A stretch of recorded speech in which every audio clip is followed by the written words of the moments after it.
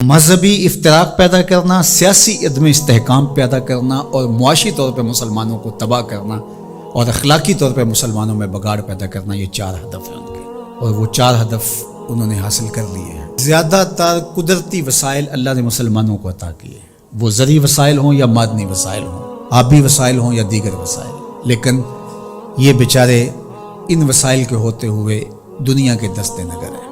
دوسرا، اللہ نے ان کو جمعیت اور قوت جو عطا کی ہے، لیکن 73 گروہوں میں بانٹ کر کے ان کو کس طرح سے ایک دوسرے کے ساتھ مخالف کھڑا کر دیا گیا ہے۔ اور تیسرا، سیاسی طور پہ شورشیں، یہ آپ دیکھ لیں ساری اسلامی ممالک کے اندر ہیں، پوری دنیا کا مطالعہ کر لیں، 1 انچ بھی جگہ ایسی نہیں ہے جہاں آتش و آہن برس رہا ہو اور وہ کفار کی سرزمین۔ ساری لڑائیاں مسلمانوں کے دیس میں لڑی جا رہی ہیں۔ اب یہ مسئلہ ہوا ہے یوکرائن کا، اور آپ دیکھنا کہ بہت جلدی یہ حل کر لیا جائے گا۔ کشمیر ہے 70 سال سے لٹک رہا ہے، فلسطین کا مسئلہ حل ہونے کا نام ہی نہیں لیتا۔ مشرقی تیمور چٹکیوں میں حل ہوا کہ نہیں ہوا؟ یہ تاریخ ہمارے سامنے ہے، ہمیں آنکھیں کھول کے جینا چاہیے، کیونکہ وہاں معاملہ اور تھا، جو خون بہہ رہا تھا وہ مسلمان کا خون نہیں تھا، وہ بھی ان مسائل سے ملتے جلتے مسائل تھے، لیکن چٹکیوں میں مسئلہ حل ہوا کہ نہ ہوا؟ تو کیا کشمیر نہیں ہو سکتا؟ فلسطین کا مسئلہ حل نہیں ہو سکتا؟ اب عدم استحکام ہے، جتنے بھی ممالک ہیں وہ ایک اچھے انداز سے چل رہے ہیں، جو عدم استحکام ہے وہ ہمارے اسلامی ممالک کے اندر ہے۔ خانہ جنگیاں جتنی بھی دیکھ لیجئے وہ یہاں ہمارے ممالک کے اندر شروع کروائی جاتی ہیں، تو ہم اپنے نبی علیہ السلام کی تعلیمات کو فراموش کر گئے اور ہم اٹھتے ہی نہیں پا رہے، اور ہماری بڑی بڑی سلطنتیں جو ہیں، وہ اندلس کی سلطنت دیکھ لیجئے کس طرح تباہ و برباد کر دی گئی، سقوط بغداد ہوا، اسی طرح خلافت عثمانیہ کا سقوط ہے، سقوط دہلی ہوا، اور ہماری اس ریجن کے اندر دیکھ لیجئے یہ ایک سقوط کابل ہے، اسی طرح سقوط ڈھاکہ ہے۔ تو یہ سارے سقوط ہمارے ساتھ ہی کیوں ہیں؟ اس لیے کہ جب ہم اپنے نبی کے دامن کو چھوڑ دیں گے تو یہ رسوائی ہمارا مقدر ہوگا۔ ہمیں ہمارے نصابوں میں یہ پڑھایا ہی نہیں گیا کہ جس طرح نماز تمہارے اوپر فرض ہے، باقی امور تمہارے اوپر فرض ہیں، امت سازی کا عمل بھی تمہارے اوپر فرض ہے۔ جس طرح حضور علیہ الصلوۃ والسلام کا نام عقیدت سے لیا جانا اور آقا کریم علیہ الصلوۃ والسلام کی محبت تمہارے اوپر فرض ہے اور محبت کے تقاضے تمہارے اوپر لازم ہیں، تمہارے اوپر یہ بھی اسی طرح لازم ہے۔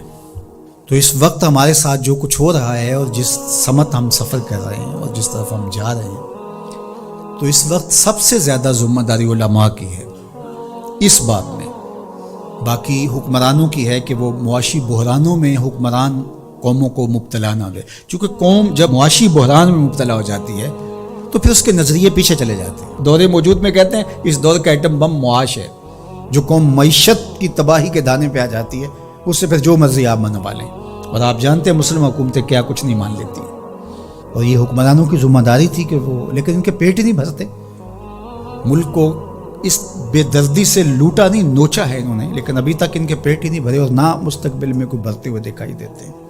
تو یہ ایک دردناک صورتحال ہے۔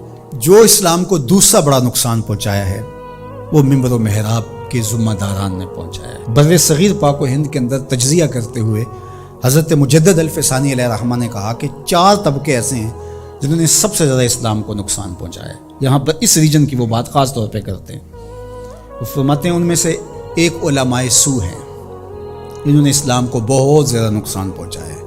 دوسرا صوفیاء خام ہیں، جو دین کے فہم سے ناآشنا صوفی ہیں، انہوں نے اسلام کو بہت نقصان پہنچایا ہے، چونکہ لوگوں کی وابستگی ہے ان کے ساتھ اور ان کے پاس کوئی منصوبہ ہی نہیں ہے۔ عرس پہ آ جاؤ، نذرانے دے دو اور اللہ اللہ کرو اور چلے جاؤ، ان کے پاس کوئی نظام شریعت تو ان کے پاس ہے ہی نہیں ہے، تو آنے والوں کو کیا دیں گے؟ یہ کچھ بھی نہیں دیں گے۔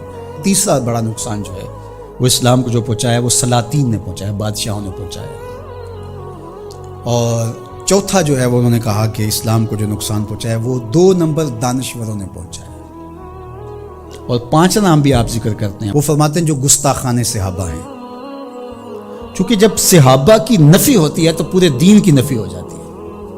حضور کے تیار کردہ یہی لوگ تھے نا، حضور نے جن پہ محنت کی اور جن کو حضور نے اپنے سینے کا نور منتقل کیا، اور اگر ان کی نفی کر دی جائے تو پھر اس کا مطلب یہ ہے کہ دین کی عمارت گر گئی. پورے نظام کا انکار کرنے کے لیے ان کا انکار. جو امت کے اندر تفریق ہوئی، تشتت ہوا اور بے جا تشدد ہوا، اور امت کے اندر جو فکری ناہمواری پیدا ہوئی، باہمی منافرتیں انتہا کو چھونے لگی، سوچ سمجھ فہم ادراک کی قوتیں سلب کر لی گئیں، یہ سب کچھ منبر و محراب کی وجہ سے ہوا. اور اس میں علماء حق یا علماء ربانی یا علماء راسخین جس کو قرآن نے کہا ہے وہ نہیں شامل، لیکن علماء سو جو ہیں سب سے زیادہ مسلمانوں کو اگر نقصان پہنچایا ہے علماء سو نے پہنچایا. اللہ ہمیں امت واحدہ کے نور سے مالا مال فرما، ایسی امت واحدہ جو تیرے محبوب کی سچی غلامی کا حق ادا کرنا جانتی ہو، ایسی امت واحدہ جو صحابہ کے در کی دہلیز کی نوکر ہو، جن کے رگ و ریشہ میں اہل بیت کا پیار محو نفوذ ہو، جو اولیاء امت کے طریق پہ گامزن ہو. اللہ ہمیں سچائیوں کی راہ پہ رکھے. وآخر دعوانا